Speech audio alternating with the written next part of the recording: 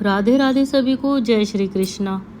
आज मैं आपको भीष्म पंचक व्रत के बारे में बताऊंगी जो कार्तिक माह में एकादशी से लेकर पूर्णिमा तक रखे जाते हैं। इन व्रतों का इतना महत्व है कि जो भी कार्तिक माह में स्नान नहीं कर पाए हैं तो वो आखिर के 5 दिन स्नान करके और ये व्रत करेंगे तो उन्हें पूरे माह का फल मिलता है।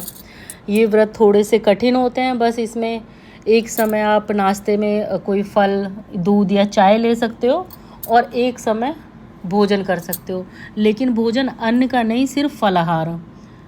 सिर्फ इसमें वैसे तो एक ही समय खाना चाहिए, लेकिन एक समय 24 घंटे में एक समय पॉसिबल नहीं होता, इसलिए आप 2 बार खा सकते हो। उसमें एक बार में चाय या दूध या जूस जो भी आप लेना चाहते हो और एक बार आप भोजन कर सकते हो, लेकिन भोजन भी फलाहार का, जैसे कूटू, समा के चावल या फिर फ्रूट्स, जैसा आप पसंद करते हो। तो लेकिन अगर आप ये व्रत कर लेते हो, सुबह 4 बजे उठ के स्नान करके अपना पाठ पूजा करके और फिर दिन में व्रत, और जो आपका बिस्तर होता है वो भी आपको ज़मीन पे लगा के सोना चाहिए, खाट पे, बेड पे या ऐसी जगह पे आपको नहीं सोना चाहिए। तो इन 5 दिन अगर आपने कठोर मेहनत कर ली और श्री हरि विष्णु की भक्ति में लीन हो गए तो आपको असीम फल की प्राप्ति होती है। चलिए मैं इसके बारे में और बाकी आपको विस्तार से पढ़कर बता देती हूँ। राजा पृथु पूछते हैं, हे नारद जी, भगवान का अत्यंत प्रिय भीष्म पंचक व्रत कैसे प्रसिद्ध हुआ? तब नारद जी कहते हैं, हे राजा पृथु, यह व्रत आदिकाल से है, परंतु बीच में लुप्त हो गया था। फिर यह कैसे प्रसिद्ध हुआ, यह कथा मैं तुमसे कहता हूँ, सुनो। श्री कृष्ण जी ने भीष्म जी से इस व्रत का वृतांत कहा। तब सर्वप्रथम भीष्म जी ने इस व्रत को किया। इस कारण तभी से यह व्रत भीष्म पंचक के नाम से प्रसिद्ध हुआ। हे राजन, भगवान श्री कृष्ण जब पांडवों की ओर से दूत बनकर कौरवों को समझाने गए तो सबसे पहले वह विदुर जी के पास पहुँचे। विदुर जी ने उनका अत्यंत आदर सत्कार किया। फिर श्री कृष्ण जी भीष्म जी के पास गए। वहां जाकर कुशल क्षेम पूछने के बाद श्री कृष्ण जी ने अपने आने का संपूर्ण वृतांत भीष्म जी से कहा।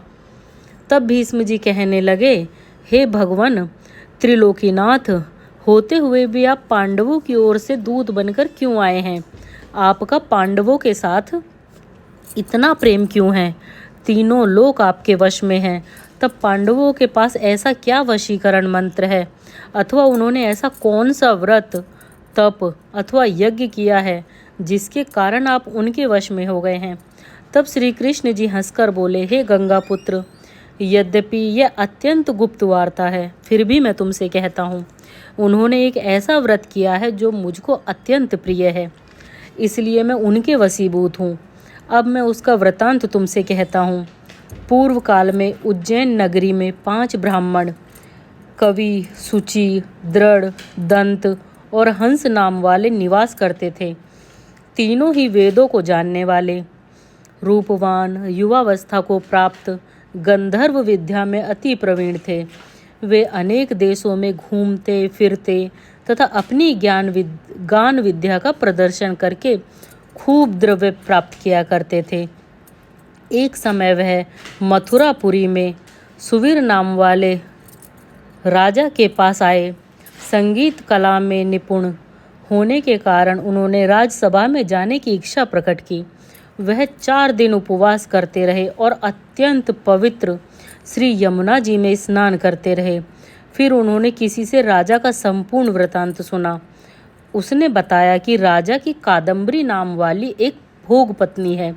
वह संगीत विद्या में निपुण, राग तथा कंठ में अत्यंत प्रवीण, नाचने में दक्ष तथा रूप यौवन में अद्वितीय सुंदरी है। वह प्रतिदिन एकांत में राजा के सामने नृत्य करती तथा गाती है। ऐसा सुनकर वे ऐसे स्थान पर जाकर खड़े हो गए जहाँ से नृत्य तथा ताल का शब्द सुनाई पड़ता था। फिर राजा के पास आने जाने वालों के समीप जाकर कहने लगे, बड़े ही दुख की बात है कि राजा के पास नृत्य कला का जानने वाला कोई नहीं है। वीणा में 2 तार ढीले हैं, तार बराबर नहीं हैं, बाजे में नृत्य शुद्ध नहीं है। इसी प्रकार की बातें वह प्रत्येक से कहते रहते। तब तक किसी ने यह बात राजा से जाकर कह दी। राजा ने तत्काल जहाँ पर कादम्बरी का नृत्य हो रहा था उन पांचों को बुलाया। वहां पहुंचकर उन्होंने राजा को आशीर्वाद दिया और बैठ गए। कादम्बरी ने उनको संगीत विद्या में अति निपुण समझकर विशेष नृत्य किया। जब उसने चक्र में ताल दिया तो उन ब्राह्मणों ने उसको रोक दिया। उसने चक्र छोड़ यथा योग्य ताल दिया, मगर चक्र खंडित नहीं किया। इस पर कादम्बरी का रूप और गुण देखकर वह पांचों उस पर मोहित हो गए। कादम्बरी भी पांचों को देखकर उन पर मोहित हो गई।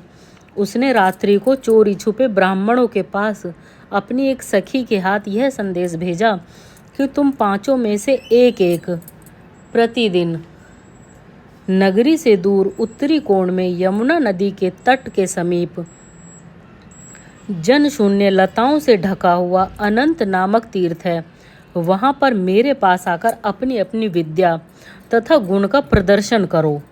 मैं भी वीणा तथा राग की अपनी कुशलता दिखाऊंगी। भगवान कहते हैं कि भीष्म जी एक ब्रह्मचारी जो मेरा भक्त था, दुष्ट संगति के भय से गांव से अति दूर वहाँ रहता था। उन दिनों वह भीष्म पंचक व्रत करता हुआ देवालय में मेरा पूजन करता था। कार्तिक शुक्ला एकादशी से उस दिन उन संगीतज्ञ ब्राह्मणों में से कवि नाम वाला ब्राह्मण वहाँ पर आया। कादम्बरी भी मुनि के उस स्थान पर पहुँच गई। वहाँ मुनि ने जिस प्रकार पूजा की, उस कवि नामक ब्राह्मण ने भी उसी प्रकार भगवान का पूजन किया। उसके बाद वीणा लेकर गान करने लगा। उस मुनि ने क्योंकि अपना मन जीता हुआ था, इस कारण उसने गान सुनकर भी क्रोध नहीं किया। सारी रात कादम्बरी और कवि गायन व नृत्यन करते रहे। मुनि को गोबर का आचमन करते देख कवि ने भी वैसा ही किया। प्रातःकाल होते ही कादम्बरी राजमहल में पहुंच गई। मुनि की संगति से उसके समस्त पाप दूर हो गए। इस कारण द्वादशी के दिन कवि अपना समस्त द्रव्य दान करके विरक्त हो गया। दूसरे दिन शुचि आया। उसने भी कादम्बरी के साथ रात्रि भर नृत्य गायन किया और मुनि की भांति हमारा पूजन करके गोमूत्र का आचमन किया। फिर प्रातःकाल होते ही वह भी अपना धन आदि दान करके विरक्त हो गया। उसने निश्चय किया, जिस प्रकार कादम्बरी के नृत्य गायन व रूप को देखकर मुनि का मन चलायमान नहीं हुआ, उसी प्रकार मुझे भी अपने मन को वश में करना चाहिए। त्रयोदशी के दिन दृढ़ नाम वाला ब्राह्मण कादम्बरी से मिलने आया और नृत्य गायन करने के बाद मुनि की तरह पूजन व गो का दूध पीकर विरक्त होकर चला गया। चतुर्दशी को वहां पर दंत नाम वाला ब्राह्मण आया और पहले वाले अपने बंधुओं के समान कादम्बरी के साथ नृत्य गायन करके मुनि से बचे घी का पान करके शुद्ध चित्त होने के कारण विरक्त हो गया। सबसे अंत में पूर्णमासी को हंस नामक ब्राह्मण ने आकर मुनि को देख उनको नमस्कार किया और यमुना में स्नान कर आंवले के वृक्ष के नीचे बैठकर श्राद्ध कर्म किया। भगवान कहते हैं, हे भीष्म जी, कार्तिक के महीने में हमारा पूजन तथा दान पुण्य करने से करोड़ों यज्ञों का फल प्राप्त होता है। अतएव हंस नामक वह ब्राह्मण सत्संग, पूजन तथा मुनि के बचे हुए दही का पान करके विरक्त हो गया और अपना सब धन दान करके तीर्थ यात्रा को चला गया। उधर राजा ने मंदिर में कादम्बरी के जाने का समाचार सुनकर उसे महल में बंद कर दिया, जिससे वह मंदिर ना जा सकी।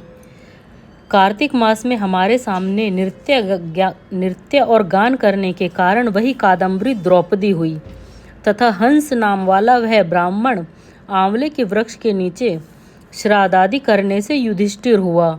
एकादशी के जागरण के कारण कवि अर्जुन, शुचि सहदेव, दंत नकुल तथा दृढ़ नाम वाला पराक्रमी भीम हुआ।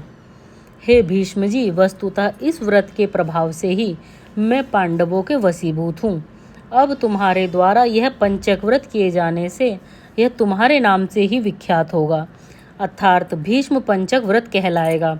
इस व्रत के अंत में ब्राह्मणों को भोजन कराकर यथाशक्ति दान दक्षिणा देनी चाहिए।